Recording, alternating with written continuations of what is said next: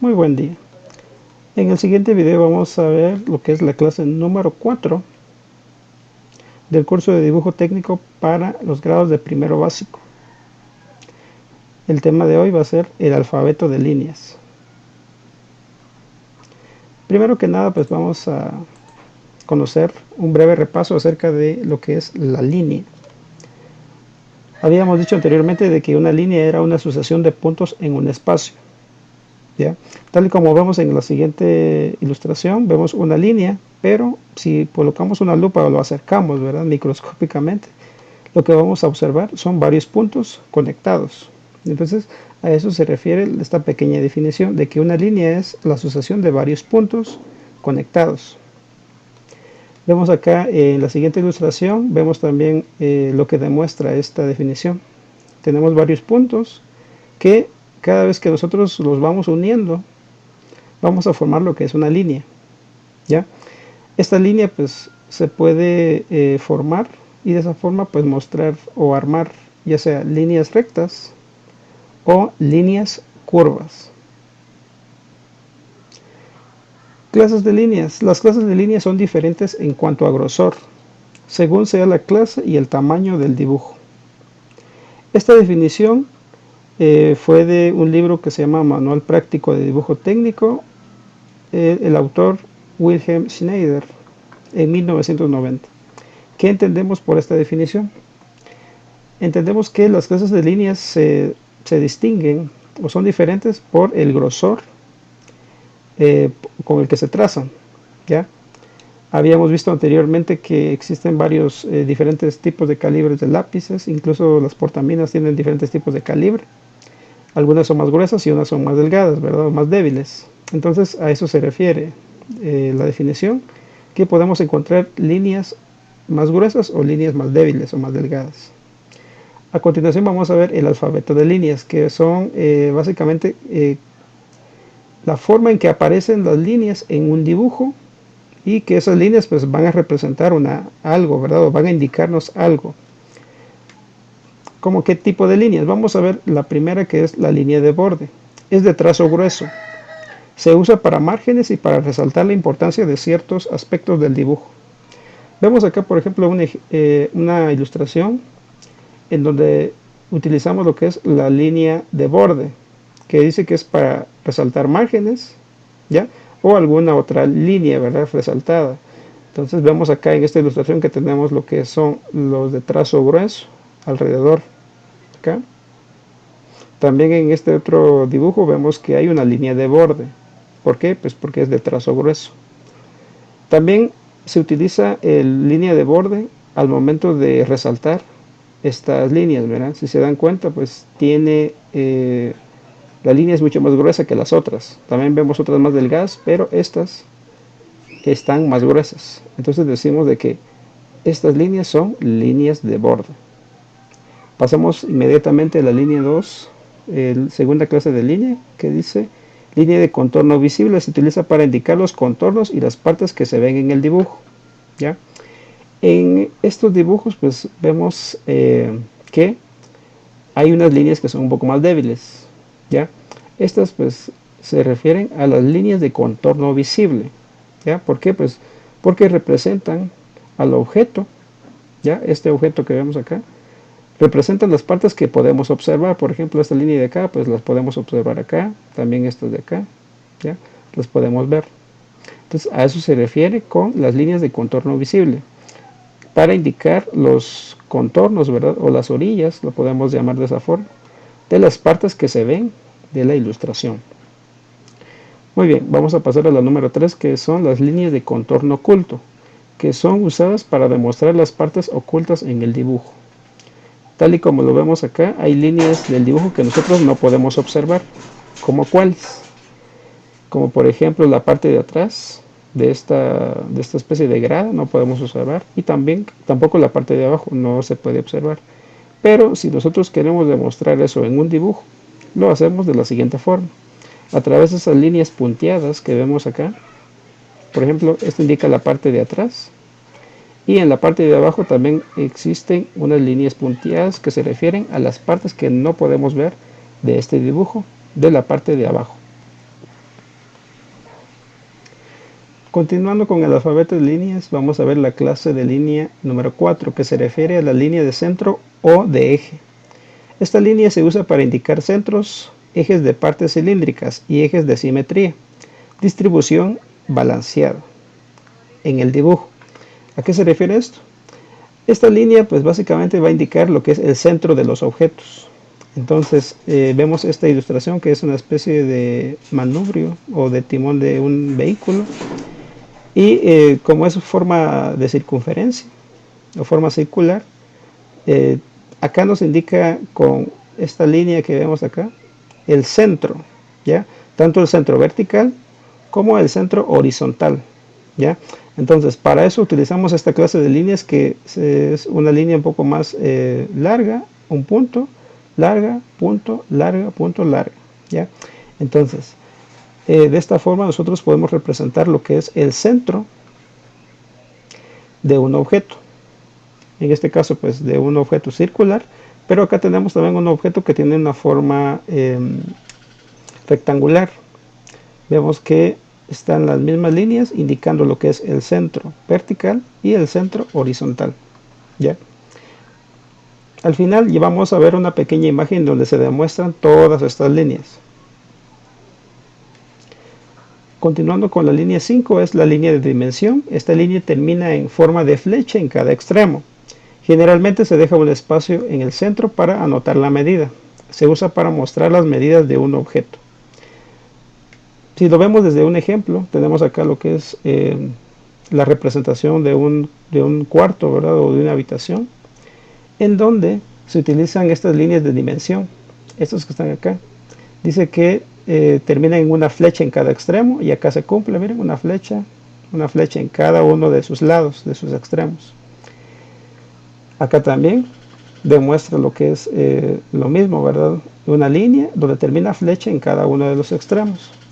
Se deja un espacio en el centro para anotar la medida, ¿ya? Acá vemos también un espacio donde va anotado la medida de este lado, ¿verdad? De nuestro dibujo. Y se usa para mostrar las medidas de un objeto.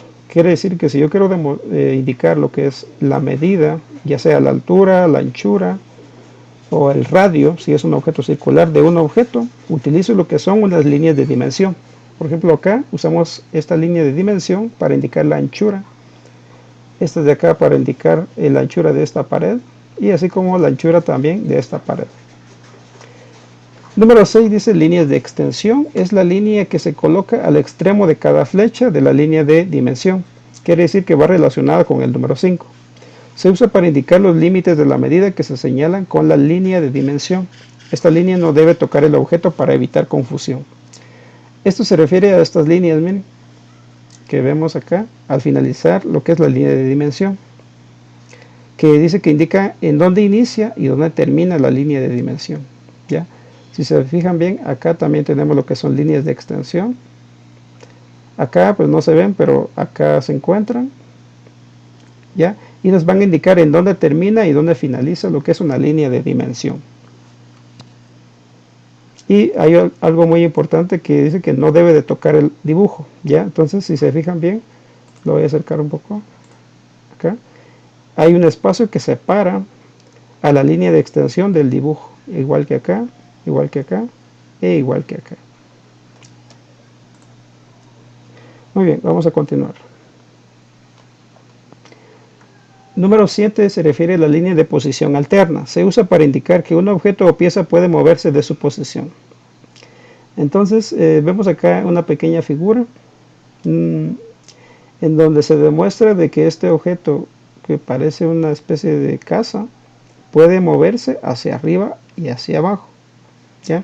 Entonces de esta forma pues nosotros damos a entender de que este objeto pues tiene un movimiento, ¿ya? O cambia de posición, como lo dice acá la definición, puede moverse de arriba hacia abajo y pues tiene una cierta línea que me va a indicar eso, ¿ya? Entonces para eso es que se utilizan lo que son las líneas de posición alterna, para indicar que un objeto pues se puede mover.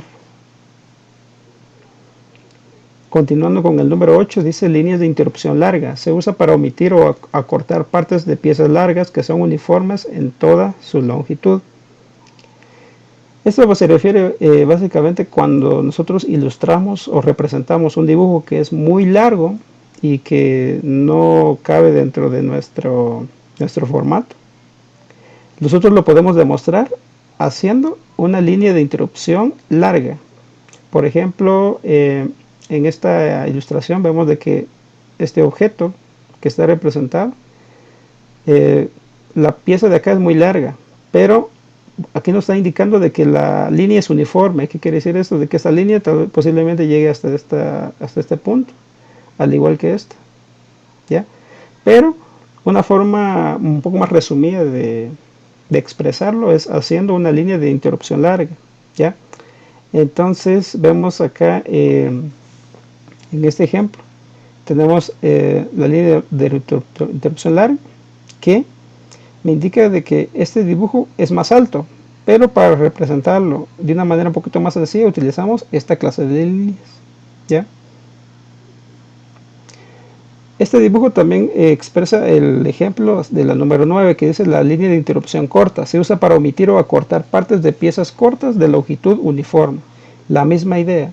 Vemos que el dibujo pues tenía una medida muchísimo más larga, pero a través de la línea de interrupción corta que se utilizan estas líneas de acá, ya de esta forma, indicamos que el objeto es más largo, pero nosotros lo representamos a través de esto, pues de una forma un poquito más resumida, ¿verdad? ¿Ya? Entonces acá tenemos representado lo que es la línea de interrupción corta y la línea de interrupción larga. Noten que la forma de la línea es un poco diferente.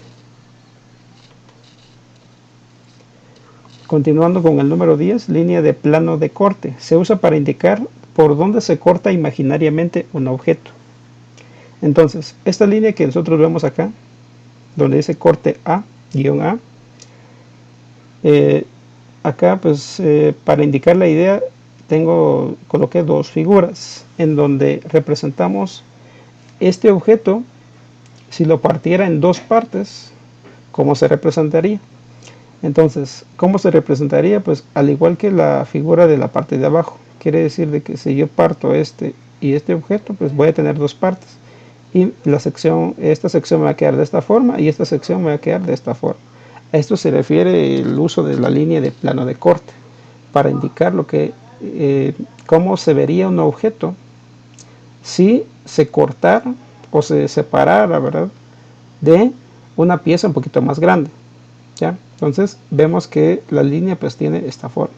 Más adelante yo les voy a mostrar todas las líneas, cómo se representan. Vamos con el número 11 que dice líneas de rayado seccional. Se usa para ilustrar las partes que quedan expuestas al cortar imaginariamente un objeto. Entonces, vemos acá esta figura que se cortó a la mitad, ¿ya? Vemos acá se representa el área de corte con estas líneas de acá. Aquí está la figura completa y acá se encuentra únicamente la mitad de la figura. Pero entonces, ¿cómo indico yo que esta figura está cortada? ¿Cómo me doy cuenta de que sí, se hizo un corte? Por las líneas que nosotros vemos de este lado, ¿ya? Y a estas les vamos a llamar línea de rayado seccional. Entonces, de esta forma yo puedo indicar de que esta figura pues fue cortada ya sea a la mitad o desde otro punto, ¿ya? Y pues de esta forma yo me voy a dar cuenta que este dibujo pues tiene otra pieza, lo cual pues fue removida, ¿ya? Y se representa a través de estas líneas. Acá vemos lo que son todas las líneas que acabamos de ver en la presentación. Vemos todas líneas de borde, las líneas de contorno visible. Noten que la línea de borde es más gruesa, la línea de contorno visible es más delgada. Contorno oculto son una especie de guiones. Línea de centro o de eje, vemos que son una línea más larga, punto, una línea más larga y punto, y así sucesivamente, ¿verdad? Hasta que lleguemos hasta donde termine nuestra línea, ¿verdad?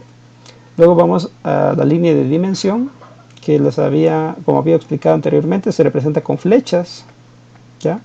Las flechas en ambos extremos. Las líneas de extensión, que me van a indicar hasta dónde termina lo que es mi línea de dimensión, ¿Ya? Se recuerdan que esta línea no debe de tocar el objeto. También vemos lo que son las líneas de posición alterna. Acá hay que notar la diferencia. Acá es espacio, 2 puntos, espacio, 2 puntos, espacio, 2 puntos. ¿Ya? Luego tenemos la línea de interrupción larga, que tiene esta forma. Se recuerdan que para representar un objeto que es muy largo y nosotros lo queremos representar un poquito más corto, lo podemos hacer de esta forma. Esta sería la línea de interrupción larga. La línea de interrupción corta, que es esta figura de acá. ¿Ya?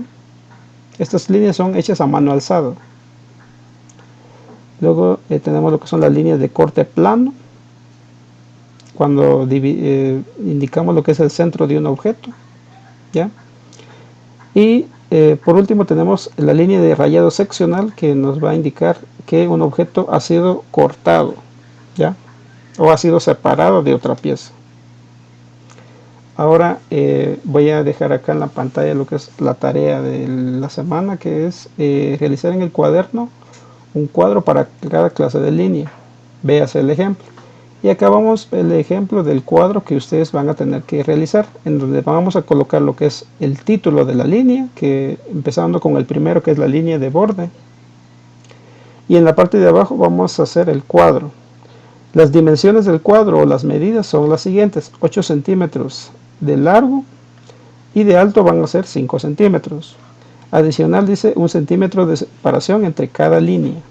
¿Ya? Esto es en el cuaderno tal y como lo indica acá. Y voy a dejar acá un ejemplo de cómo queda al finalizar. Vemos acá la línea de borde. Acá está el cuadro con las medidas que indiqué, que son 8 centímetros. 8 centímetros y 5 centímetros de altura. Y también es 1 centímetro de separación entre cada línea. Entonces de acá para acá es 1 centímetro, sucesivamente y hasta terminar el espacio del cuadro. Vemos acá la línea de borde y también la línea de contorno visible.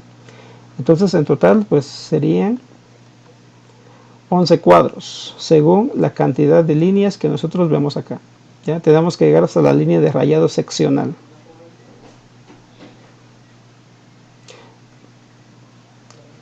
Muy bien, pues esto ha sido el video de la clase número 4 para dibujo técnico.